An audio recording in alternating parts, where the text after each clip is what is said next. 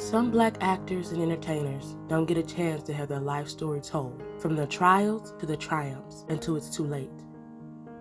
Life Ofs on MT's Corner with Myesha-Tiara is dedicated to those amazing talents who are no longer with us. However, the lifelong memories they have helped create in the minds of millions will live on forever. You will be missed. Rest in paradise. Today, we follow the life of Hattie McDaniel. Hattie McDaniel was an African-American actress, singer, songwriter, and comedian, and is best known for her role as Mammy in Gone with the Wind. She won the Academy Award for Best Supporting Actress and became the first African-American to receive an Oscar. However, she was so much more than that. Hattie was born on June 10, 1893, in Wichita, Kansas, to formerly enslaved parents, and was the youngest of 13 children. Her mother, Susan Hulbert, was a gospel singer, and her father, Henry McDaniel, fought in the Civil War with the 122nd United States Colored Troops. In 1900, they moved to Colorado, where Hattie attended Denver East High School and started acting in 1908, when she entered a contest reciting Convict Joe that she said she won first prize for. Hattie wasn't the only actor in her family. Her brother Sam and sister Etta acted as well.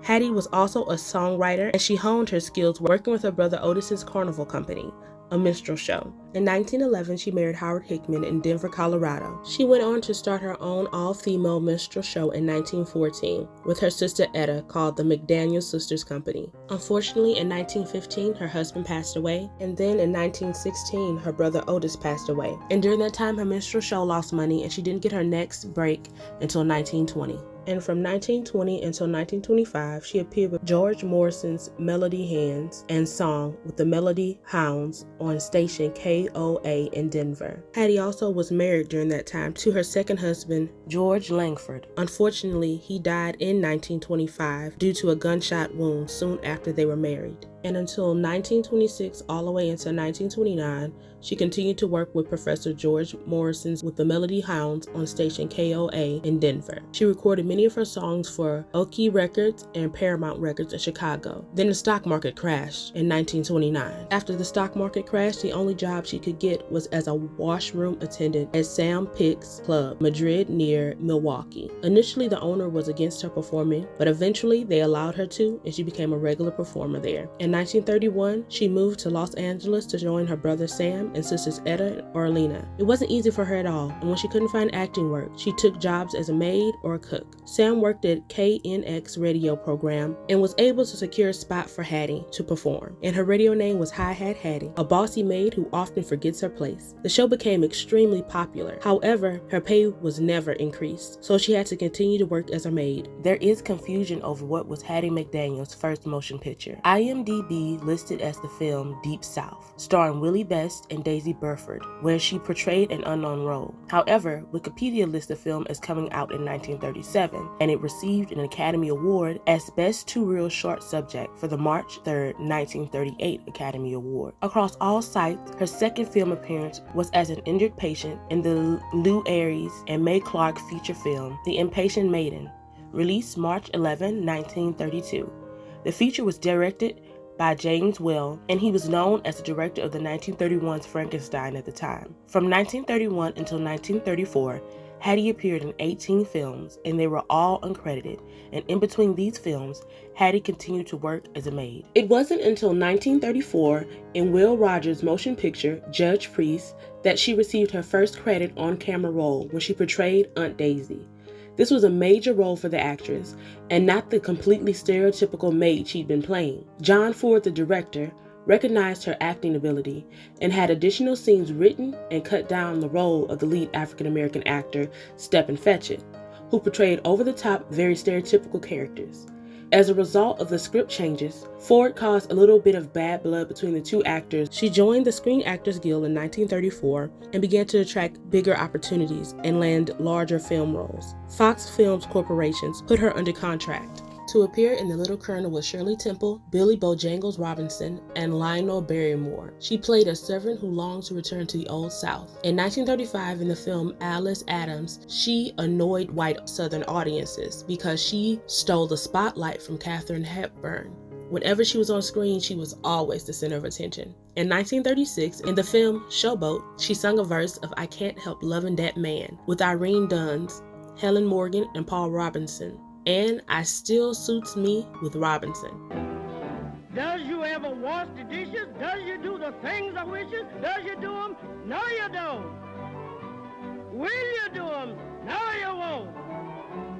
When there's any working to it, I'm the one that's gotta do it. Universal wanted to cast Italian-American blackface actress Tess Gardley as Queenie.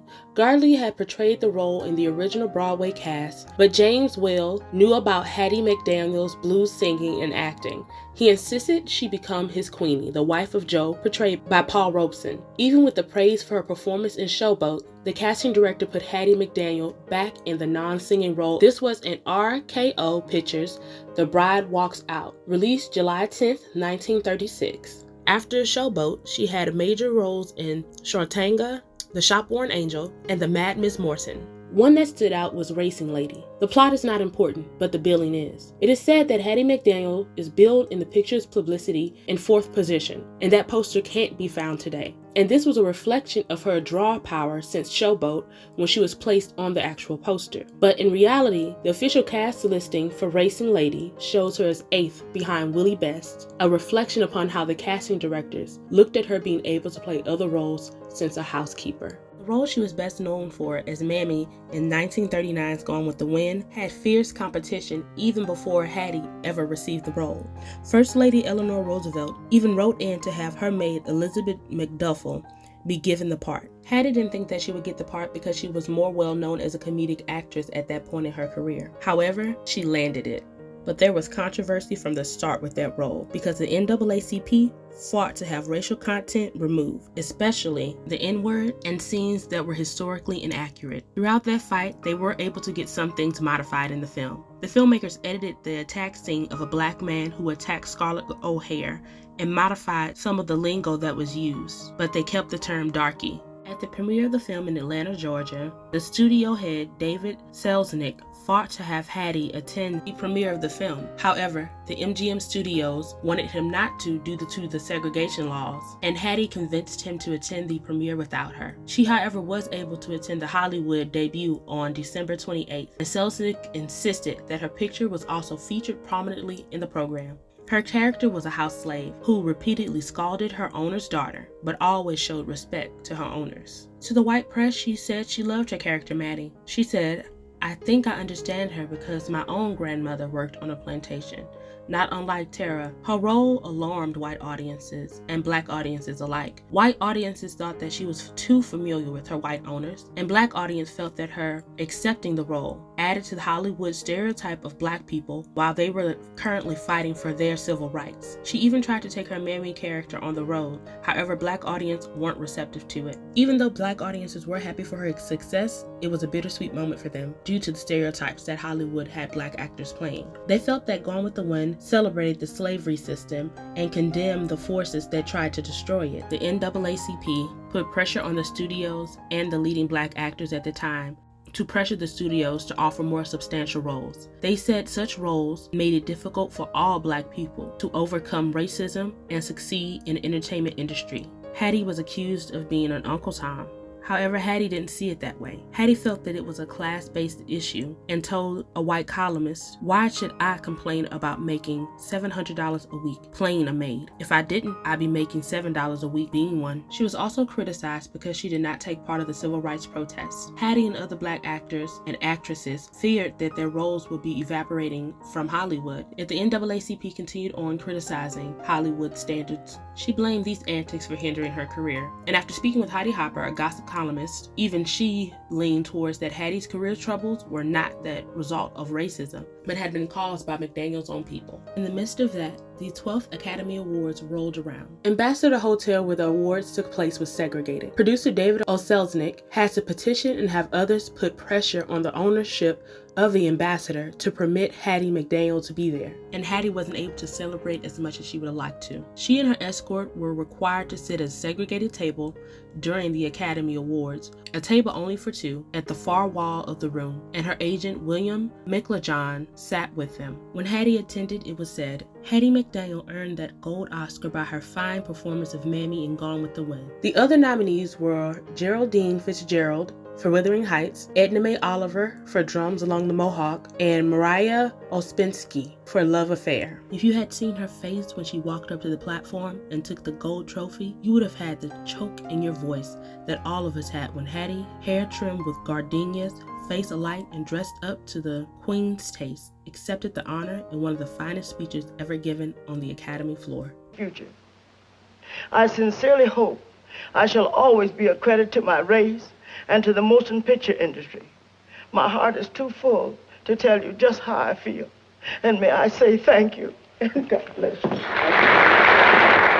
Faye Banner, who was the Best Supporting Actress winner in the 11th Academy Awards, awarded Hattie McDaniel with her Academy Award. Now, this picture can be very misleading. Although the Oscar was presented by Faye to Hattie McDaniel, she didn't receive an Oscar to take home, as seen in this photo, but a plaque used by the Academy of Motion Picture Arts and Science. Between 1937 and 1943, for every category, that plaque was given out except for 3 categories: Best Picture, Best Actor, and Best Actress. And the discrimination against her continued during the after party of the Oscars, where all of her co-stars attended a white-only club where she was excluded. After her Oscar win, as so many Black actors and actresses come to realize, it doesn't necessarily change your status in the entertainment industry, especially when you are a darker-skinned and heavier-set Black actress. Unfortunately, many roles she had resorted to her playing a maid. In the 1940 film titled Marilyn, she was 5th billed on the poster in the stereotypical role of housekeeper Aunt Clara. In Hattie's next feature film, The Great Lie, released 1941, she portrayed Betty Davis's housekeeper, Violet. In 1941, she married James Lloyd Crawford, a real estate salesman in Tucson, Arizona. In 1942, during World War II, she served as a chairman of the Negro Division of the Hollywood Victory Community, providing entertainment for soldiers stationed at the military base. Betty Davis was the only white member of McDaniel's acting troupe to perform for the Black Regiment. She was also a member of American Women's Voluntary Service, who provided support services to help during the war. She gained a reputation for being a generous person and giving money out to friends and strangers alike. In 1942, she appeared in the film In This Our Life with Betty Davis, and again she played a maid. However, this time she confronts racial issues when her son, a law student, is wrongfully accused of manslaughter. In 1943, she appeared in Thank Your Lucky Stars with Humphrey Bogart and Betty Davis. On the doorstep of Miss Katie Brown, she must be the very, very coldest creature in this town. And she continued to do films for Warner Brothers throughout the years until 1946 as a maid, including Disney's Song of the South. The film has sparked significant controversy for its handling of race. It has said to be one of Hollywood's most offensive racist texts. And by 1945, she became pregnant and started buying baby clothes and setting up a nursery in her home. However, her plans were shattered when she suffered a false pregnancy. She divorced Crawford the same year after only 4.5 years of marriage, stating that he had been jealous of her career's success. Her last film appearance was in 1949 in The Big Wheel, starring Mickey Rooney and co-starring Thomas Mitchell, and she also appeared on The Ed Wayne Show during that time. She remained active on the radio and television and became the first Black actor to star in her own radio show, Beulah. She also played in the ABC version of the show when she replaced Ethel Waters after the first season. Ethel had an issue with the stereotypes that were being portrayed in the TV series, which is why she left. Beulah became a hit, but it was also controversial. In Asia, they didn't allow the Black soldiers to hear the program at all because they felt that it would make them lazy and not want to do any work. In 1949, she married Larry Williams, an interior decorator in Yuma, Arizona, but divorced him in 1950 after stating that the 5 months of marriage had been filled with anger and fussing and arguing. He wanted to cause dissension in her career, she said. She said she got to where all she did was sob and couldn't sleep and couldn't concentrate on learning her lines. Then another tragedy befell her. She suffered a heart ailment and entered the Temple Hospital in 1950, and it was confirmed that she had had a mild stroke, which caused her to step down from her role in the TV show Beulah. And on October 26, 1952, she passed away at 59 years old due to breast cancer on the grounds of the Motion Picture Houses, a retirement community. She was survived by her brother Sam. After her passing, thousands of mourners celebrated her life and achievements. In her will, McDaniel wrote, "I desire desire a white casket, white gardenias in my hair and in my hands together with a white gardenia blanket and a pillow of red roses. I also wish to be buried in the Hollywood Cemetery on Santa Monica Boulevard in Hollywood. Its owners at the time, Jules Roth, refused to allow her to be buried there because at the time of McDaniel's death, the cemetery practiced racial segregation and would not accept the remains of Black people for burial. Her second choice was Rosedale Cemetery, where she lies today. In 1999, Tyler Cassidy, the new owner of the Hollywood Cemetery, renamed the Hollywood Forever Cemetery, offered to have McDaniel reburied there. Her family did not wish to disturb her remains and declined the offer. Instead, Hollywood Forever Cemetery built a large cenotaph on a lawn overlooking its lake. It is one of Hollywood's most popular tourist attractions today. McDaniel's last will and testament of December 1951 bequeathed her Oscar to Howard University, where she had been honored by the students with a luncheon after she won her Oscar. At the time of her death, McDaniel would have had few options. Very few white institutions in that day preserved Black history. Historically, Black colleges had been where such artifacts were placed. And despite evidence that McDaniel had earned an excellent income as an actress, her final estate was less than $10,000. The IRS claimed the estate owed more than $11,000 in taxes. In the end, the probate court ordered all of her property, including her Oscar, sold to pay off creditors. And in 1975, she was inducted into the Black Filmmakers Hall of Fame. Years later, the Oscar turned up where McDaniels wanted it to be, Howard University. Now, there has been some controversy on whether the Oscar was really there or if it had been misplaced. As of now, it has been said that it was misplaced, and there is no recollection of where they could have placed it, unfortunately. According to one theory, it vanished during student protest on campus in the late 1960s.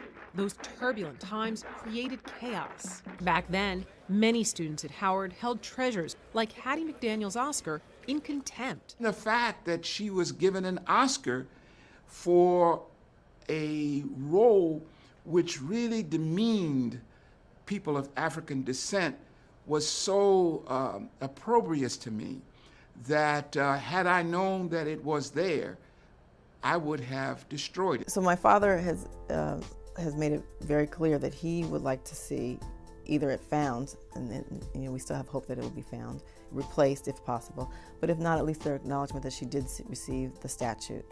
The current leaders of the Academy may be stubborn and say, we're not going to budge, but somebody has to have a heart in Hollywood, don't they?